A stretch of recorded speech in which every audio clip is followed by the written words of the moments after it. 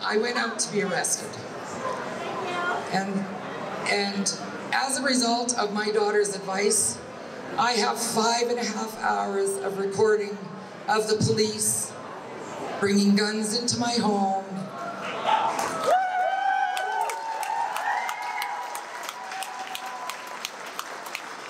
laughing that, oh, looks like being a good Samaritan's going to get her a gun charge. Syd Fizzard for Rebel News, and today we're bringing you an update to the story of the Coutts Alberta blockade that alleges RCMP impropriety with regards to seized weapons, weapons charges, and conspiracy charges laid against people in the Alberta border town of Coutts last February.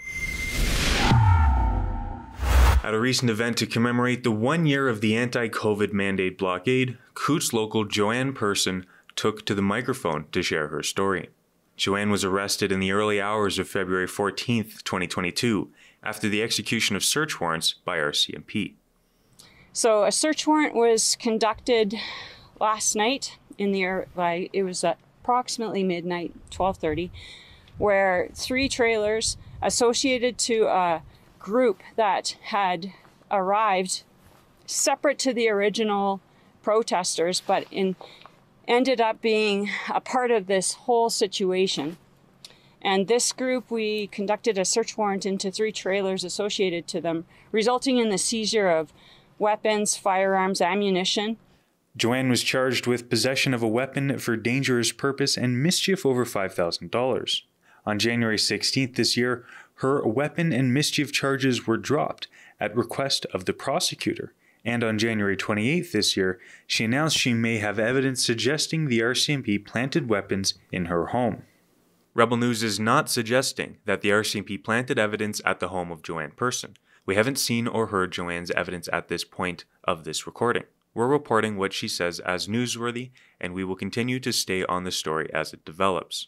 And we will do our best to independently confirm any allegations made in today's video.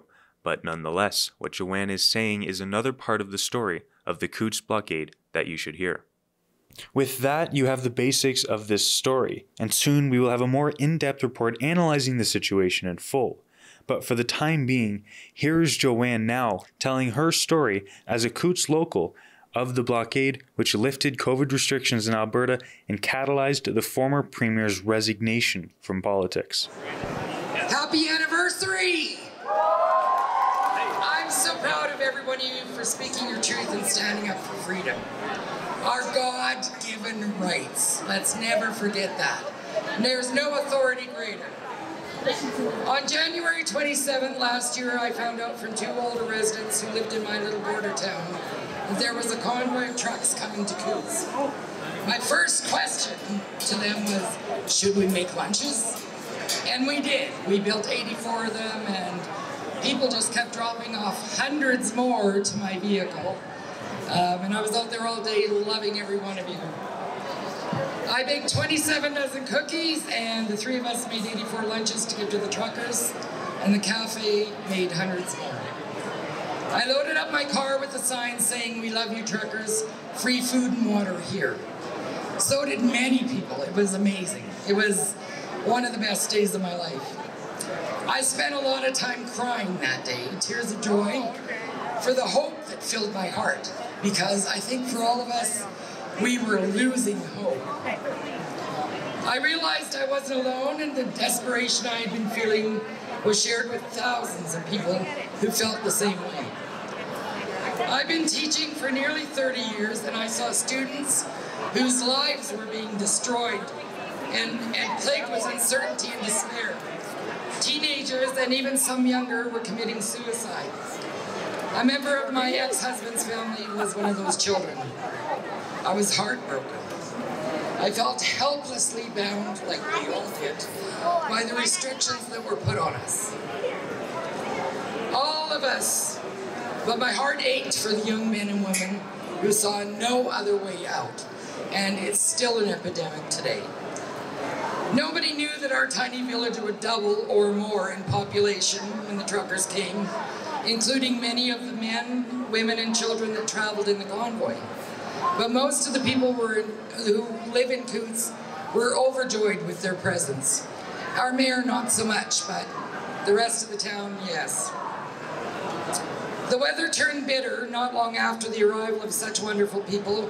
Some people were stranded in their trucks due to the weather and the distance that they were parked from the saloon, where the truckers and protesters gathered for meals and prayer and discussions about the madness and the mandates. I've always taken care of those who are in need, and the convoy was no exception for me. There was a need to bring hot food and drink out to people who could not get to the saloon for whatever reason, to get their necessities. I started driving through the parked vehicles, honking my horn and offering hot food and drinks. I loved my self-appointed job and came to love many of the people there that I met. Some called me the coffee lady.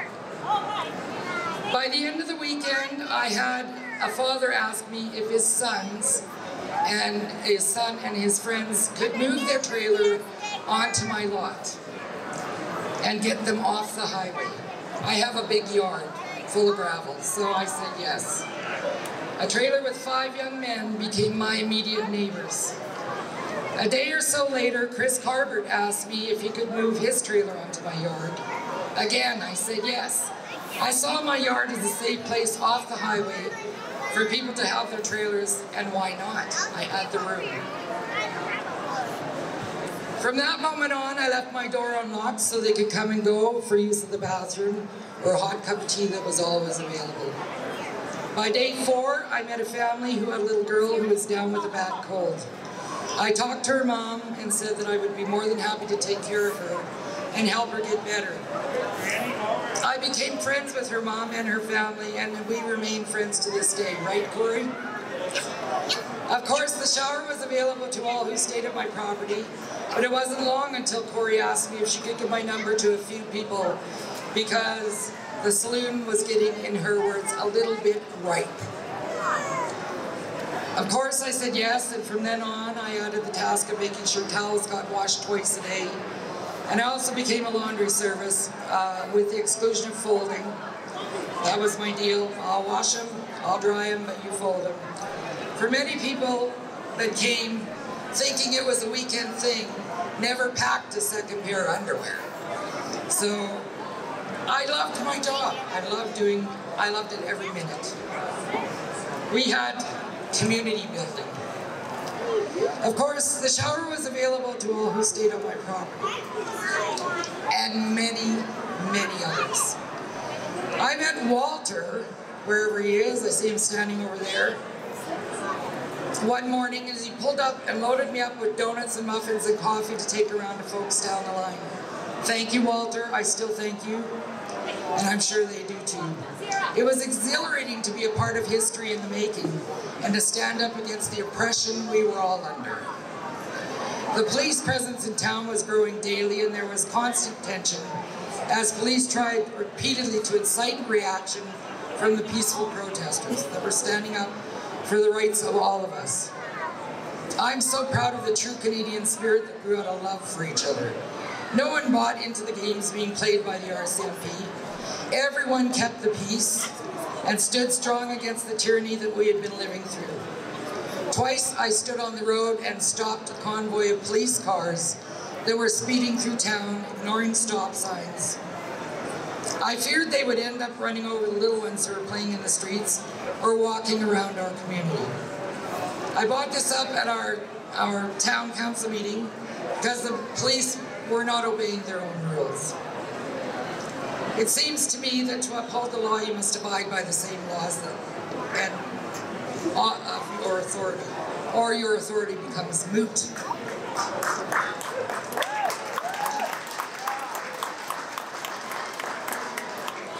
The night of the raid on my house was a terrifying experience.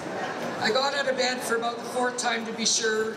I had the last load of towels ready to go for morning, and the coffee set up, and I saw blue and red lights flashing everywhere, all around my house. I freaked out, to tell you the truth. My cell phone rang, and it happened to be a police officer on my cell phone. I didn't know what was going on, but I was frightened and worried for my safety. The first person I called was my daughter and told her what was happening. I called her on my landline with the police on my cell phone. My daughter Suzanne spoke with the officer who lied to her and told her I was not being arrested, but that they were there to search my house. I told them I would go out to my car and sit where it was warm and they could have full run of the house. They told me they'd have to detain me. My daughter was furious and accused him of lying to me, which he had. But my daughter's a very smart woman. In fact, that's her last name. She's told me, Mom, don't hang up the phone. Just set it down on the counter. Just set it down and leave the line open.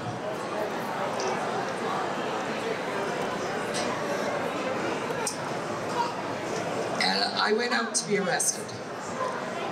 And as a result of my daughter's advice, I have 5.5 hours of recording of the police bringing guns into my home,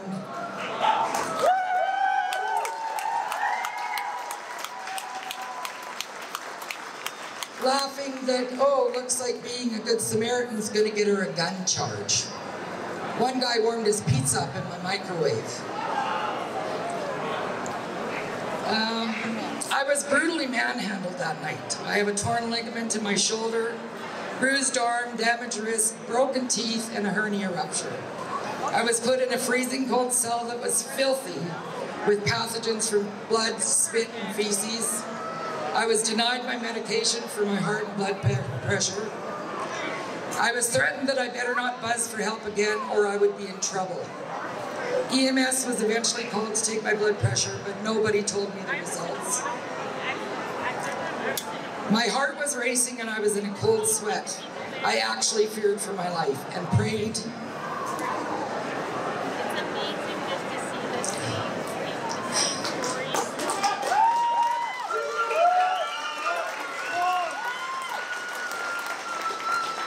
I prayed I would see my son and daughter again. My car was damaged that night. On the audio recording, my alarm went off and there's a big dent in the passenger side of my car. My guess is they threw somebody else against it.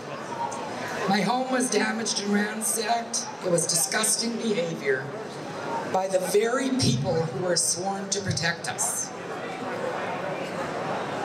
I was told they could vaccinate me when I reached jail because I hadn't been vaccinated. I just politely said, no, thank you. And while in the glass cubicle I was in, they made me wear a mask, even though there was no way of contact with others. I was strip searched in an effort to humiliate me right before my release. And all I could think of was, wouldn't their mothers be proud? And began a long journey of defending myself with the incredible help of Stand for Thee founders, Jane Scarf and Rebecca Shepherd. My charges have been dropped, and the words dangerous and weapon will not follow me through my life.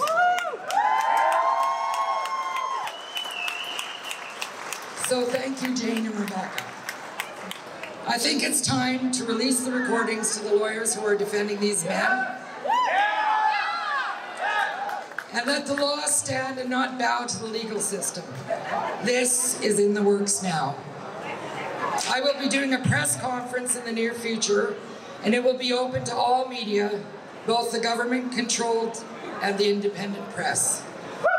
Mainstream government-owned media, CBC in particular, cost me my career of almost 30 years by reporting false information about the events of that night and slandering me. The mayor of Coutts referred to me as a domestic terrorist, which resulted in harassment from several people. RCMP drove back and forth past my home the night I was released from jail with a spotlight. It was like being in a gulag. Every 10 minutes, my friend, Shell, filmed them. This is not something that should happen in our country.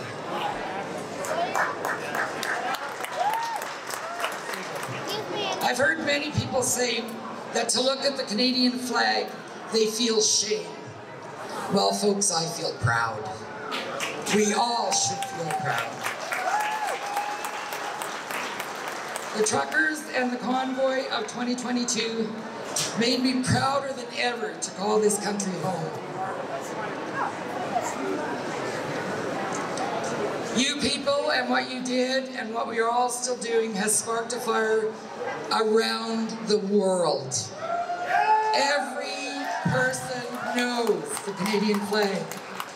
You lit a fire, and today we stand together to continue fighting for all of our tomorrows. All of these little people that are our tomorrows. They'll carry the love of this country and their fellow men and women forward in a world of freedom that we all desire. Delightfully loved ones, if he loved us with such tremendous love, then loving one another should be our way of life. John 4:11. Thank you all for walking in the light of truth. This country and all the men and women in it are worth the effort. God bless you all and hold the line as we move forward in love for one another. Thank you.